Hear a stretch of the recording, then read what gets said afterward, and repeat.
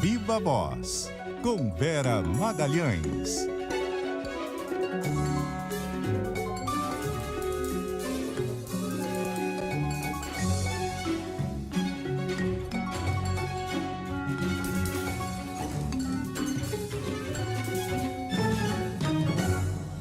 Vera Magalhães aqui com a gente. Tudo bem, Vera? Vim recepcionar a Cássia Godoy, né? Ei. Tudo bom, Sardenberg e Cássia? Boa tarde, Vera. A Vera tá todo dia conosco, mas hoje ela está em loco, não só ao vivo, mas presencialmente aqui nos nossos estúdios.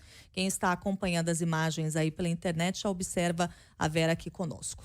Então, Vera, o julgamento ficou para a semana que vem, terça-feira, o início da votação, né? Que primeira fase do processo já foi, que é a apresentação do relatório, manifestação dos advogados, do procurador-geral e, bom, agora a gente entra na votação na semana que vem, a partir de terça-feira. Exato, Sardenberg. Esse é um julgamento em que poucas coisas podem oferecer surpresa. Uma delas diz respeito só ao tempo. Se vai se dar realmente na semana que vem, ou seja, se ninguém vai pedir vista, ou se o ministro Cássio Nunes Marques vai cumprir aquilo que os bolsonaristas esperam dele e pedir vista. Portanto, dá ao Bolsonaro um prazo aí de algo como 3 meses.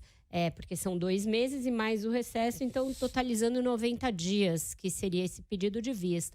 Fora isso, tá tudo mais ou menos dado, são tudo mais ou menos cartas marcadas. Mesmo essas questões todas que foram apresentadas pela defesa do Bolsonaro nas alegações de hoje, que a gente viu ali, elas já tinham sido apresentadas como recurso, como alegações no processo, e todas já tinham sido afastadas como preliminares pelos ministros, dando já um bom indício de que o placar na corte vai ser francamente desfavorável ao ex-presidente. Então, toda essa questão, essa analogia que a defesa resolveu fazer com o caso da cassação da chapa Dilma Temer, que é uma analogia descabida, porque aqui ninguém está falando em cassar mandato, então não cabe essa comparação. Isso foi apresentado lá em fevereiro pela defesa do Bolsonaro e foi julgado no plenário do TSE e foi afastado por unanimidade.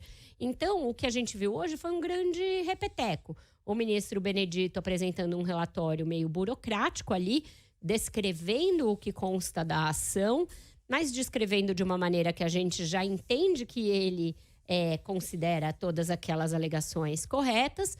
O procurador eleitoral, Paulo Gonet, dando a entender que vai aceitar a ação, e a defesa tentando fazer o que podia com um arsenal muito limitado de explicações. Aquela explicação de que tudo deve ser posto na conta da liberdade de expressão, que também já não foi acatada pelos ministros, e essa discussão sobre o cabimento ou não de provas que dizem respeito a momentos posteriores à audiência com os embaixadores, que é o que já foi afastado nessa preliminar lá em fevereiro. Então, tudo meio previsível. Na terça deverá vir finalmente o voto do ministro Benedito, e aí a gente vai saber. E aí todos os olhares vão se voltar para o ministro Nunes Marques. Se ele vai cumprir aquele script que os bolsonaristas esperam dele como uma deferência pelo fato de ter sido nomeado pelo Bolsonaro para o Supremo, ou se ele vai entender que o placar já está dado, o destino do Bolsonaro já está traçado e que, portanto, vai se queimar. Ele não vai se queimar por isso, né? Agora, Vera, com todo mundo já com essa expectativa, né, que está sendo indicada aí, de que de fato vai haver a inelegibilidade do Jair Bolsonaro por 8 anos, o próprio presidente, o próprio presidente e ex-presidente, o próprio PL já trabalham com essa possibilidade, e eu imagino que eles já tenham planos caso de fato essa decisão se concretize.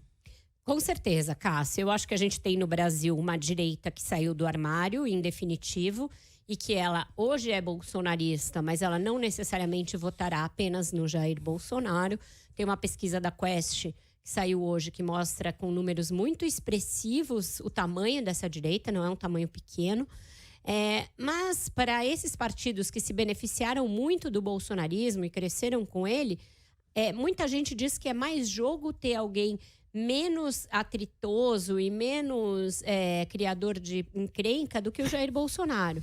Uma vez que muita gente já ascendeu à política graças a ele, Bolsonaro, ele teria se tornado, de alguma maneira, dispensável para o cálculo eleitoral desses partidos. O PL cresceu muito o seu fundo eleitoral, graças ao Bolsonaro. Precisa de um nome para manter isso em 2026, e aí eles tentam lançar o nome da Michelle. E o Republicanos, que é o partido que fez parte do governo Bolsonaro, mas ao qual o Tarcísio de Freitas se filiou, porque ele não quis se filiar ao PL, ele já tinha trabalhado na área de transportes e tinha feito denúncias de gestões do PL lá na área do DENIT, etc., o Republicanos não quer perder essa figura que eles têm, que é um grande ativo para 2026.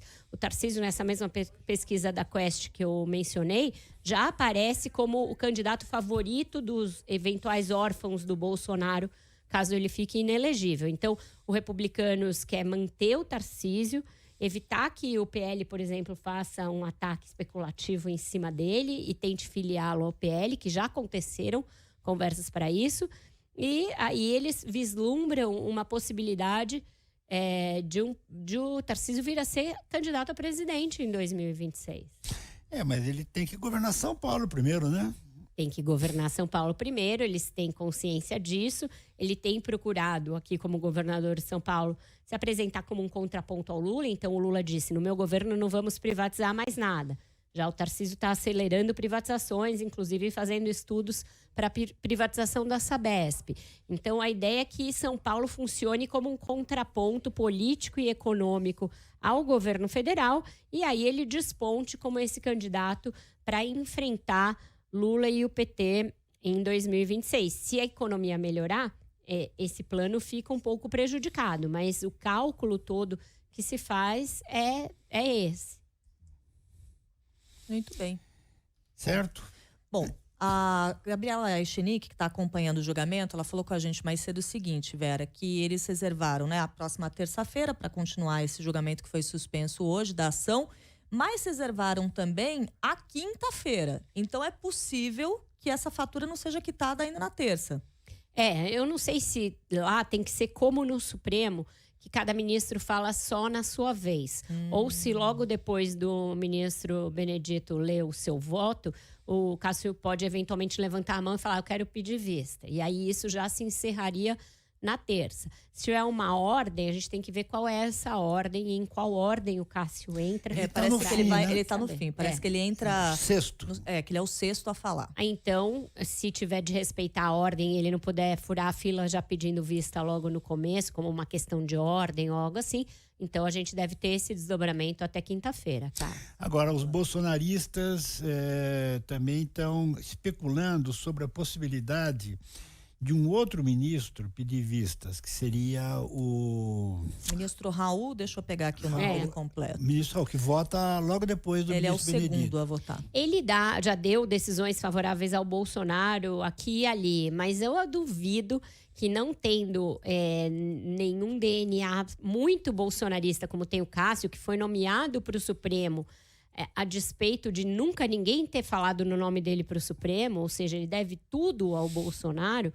Se esse já é dúvida que vai querer se queimar, que dirá o outro, que não tem nada assim tão... É o ministro Raul Araújo, desculpa, só para trazer o nome nada completo. Tão grande a dever ao Bolsonaro. Eu não acredito nessa hipótese. Eu acho que tem uma hipótese dele eventualmente votar com o Bolsonaro, e aí seria um placar de 5-2, que permite mais ao Bolsonaro fazer o discurso da vítima. Porque se for também um placar unânime, inclusive com o ministro que ele nomeou, aí seria muito difícil ele se fazer de vítima de uma conspiração para tirá-lo do páreo.